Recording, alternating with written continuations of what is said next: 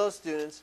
This lecture is a key lecture that's talking about how we ultimately get we get contraction.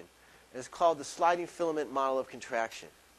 And what happens is that we've discussed the thick and thin filaments and how they're composed of actin and myosin molecules. And during contraction, what will happen is the myosin heads will bind to the active sites on actin, and they will pull. They will have like a ratchet-like effect. All right. You can also think of it as like if your hands were moving and pulling along a rope. And as the thick filaments pull along the thick filaments, that will cause the sarcomeres to shorten. And the sarcomeres are those repeating units that are placed lengthwise along the myofibril. And as those sarcomeres shorten, eventually then the muscle fiber will shorten and the whole muscle will shorten.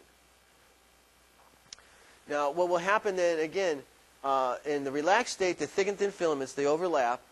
And then during contraction, the myosin will bind to actin. It will pull, detach, and bind again.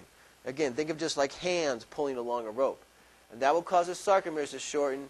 And as the sarcomeres shorten, the muscle cell shortens, and ultimately the whole muscle shortens.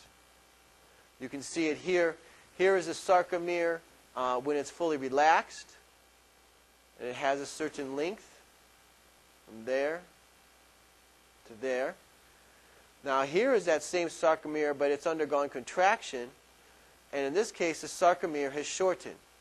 And it's because the thick and thin filaments have been interacting, and the thick filaments have pulled on the thin filaments and have pulled on the ends of the end parts of the sarcomere and caused the sarcomere to shorten. And if all those sarcomeres shorten, the myofibril shortens, and the muscle fiber shortens, and the whole muscle shortens. Thank you.